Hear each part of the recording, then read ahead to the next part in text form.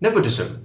A lot of my friends messaged me and they also spoke to me personally and asked what nepotism is and why is it so popular after Sushant Singh Rajput's death, and is it just that it's coming out now, or was it existing in the cine field even before this happened and people are voicing out because of this person's death?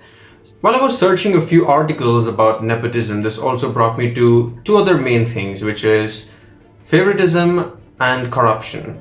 And you would know the reason why I'm linking favoritism and corruption to nepotism as we go on talking about it. So before we get into the video, I just wanted to make one thing very clear. This video has nothing to do with Sushant Singh Rajput's death, and I'm not going to give you any details on what nepotism has to do with his death. So we're just going to talk about nepotism, its origin, and what the other two things have to do with what we're talking about. Nepotism itself is not a new concept, and as a matter of fact, it's not even a modern concept. Well, it has been existing, or it started during the medieval ages.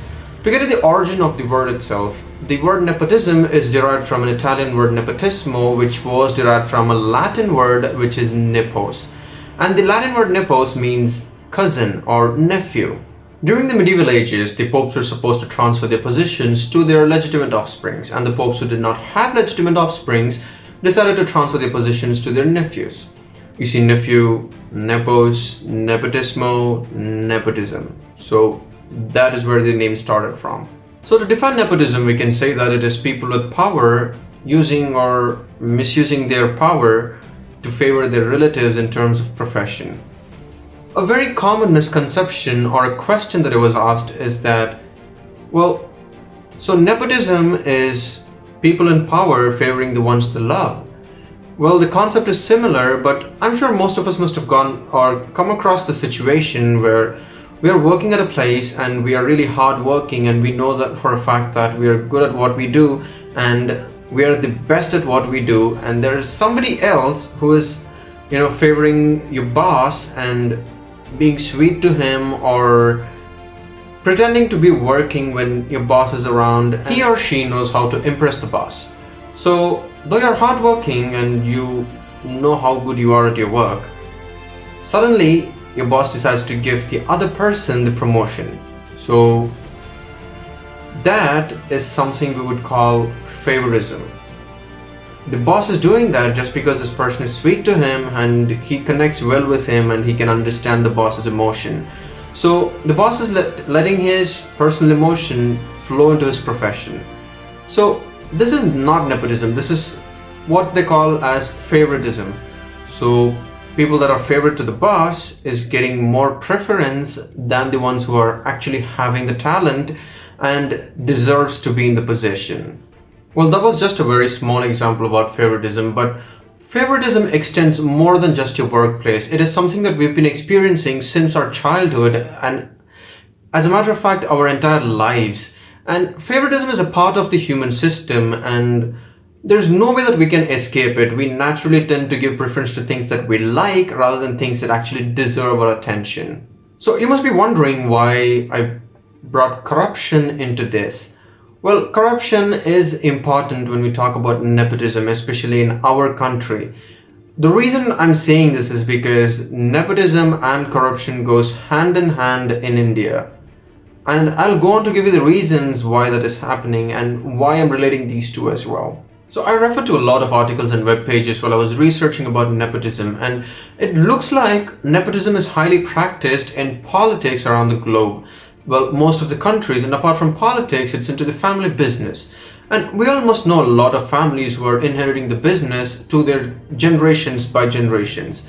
So is that nepotism? Well, technically yes, but it's fine to follow that because it's the traditional way how the business works, and the family business is inherited because they've worked for it, and it is acceptable for their family to continue with the business and inherit all the fortune they've made with the business.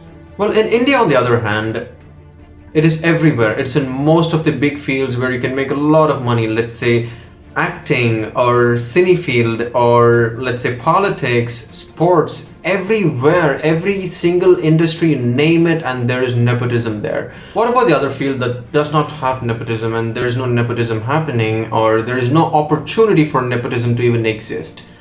Well, there's corruption. Let's face it, we need to bribe a lot of people if you need to get into a government job, or if you need to start a new project, or let's say you have to start a new business and you need government approval for that. You definitely need to bribe a lot of officers and officials to get it approved. Well, if government officials are taking bribe from public, there's a reason why they must be doing it, and let's see the cause of it. There are two main reasons why people take bribe from any common man. Well, the main reason is the pay grade is too less. Starting from level 1 going to level 18, government jobs are divided into 4 different groups. Group A, Group B, Group C and Group D. And the pay grade for these groups start from 5,200 a month and goes up to 2,50,000 per month. The Group A would consist of people in the managerial positions whose package would vary from 80,000 to 2,50,000. And the Group B is split into 2 different groups, gazetted officers and non-gazetted officers. And the gazetted officers have a salary package from 56,100 rupees and goes up to 78,800 rupees. And the non-gazetted officers would start around 38,000 rupees and goes up to 53,100 rupees. So the Group C and Group D would have people who are not in the supervisory roles, and their salary package would vary from 18,000 to 22,000 for people in Group C. And the Group D are people who have just finished their college and stepped into work, or who are still studying and doing internships. So their package would vary from 5,200 and go up to 18,000 rupees. So if you take an average ratio, the maximum population of working people would be in these 2 roles, Group C and Group D, the non-supervisory roles, who have the least package. So least package is equal to looking for more money and looking for more ways to make money. So they tend to take bribe, and that is one of the reasons why bribery exists and corruption exists as well. Because let's say you're in a position and you know which buttons to push and which string to pull and what time you need to do this. So why would you not be greedy for money when the government doesn't pay you enough? Or let's say in this case your employer does not pay you enough for what you do.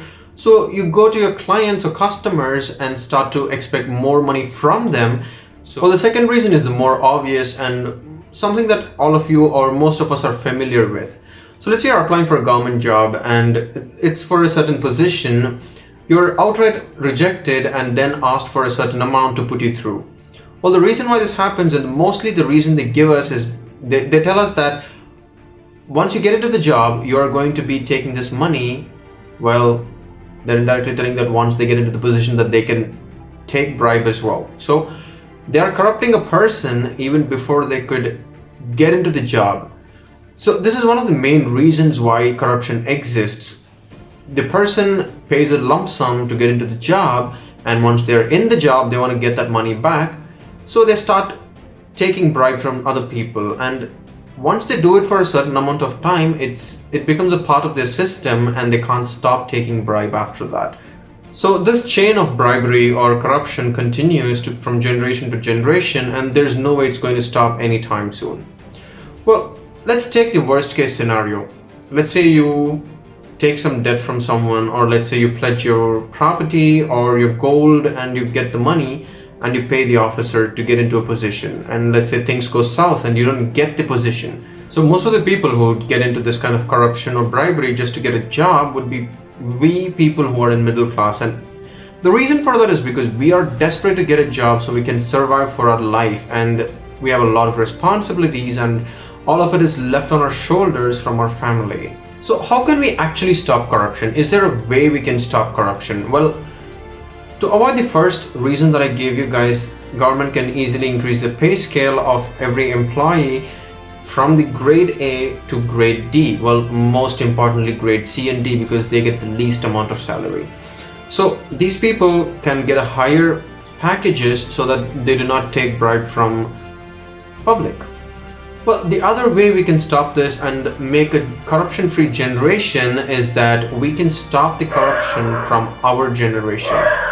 So yeah, our generation can stop taking bribe from the upcoming generation and make sure that they do not take bribe in the upcoming generations as well. And that is the only way that we can stop corruption from this whole chain that's been going on for all these years. Well, nepotism and favoritism, on the other hand, can be stopped only by the people who are in power, and they need to make up their mind and Stop giving opportunities to people they love and are related to them, and give opportunities for people who are actually deserving all of it.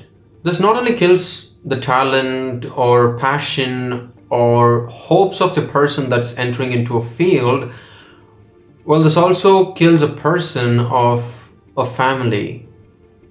Well, to the population, that's just a number, but to their family, he could be the only person or she could be the only person, and the entire family might be relying on them for a survival.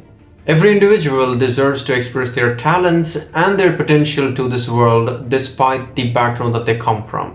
If you are from a good background and you are in a place where you can help somebody and somebody's seeking for that, make sure that you help them. And even if you don't, do not suppress them and do not destroy the talent just because they do something better than you, and try and learn how to do it better than them, or try and learn how they're doing it better than you.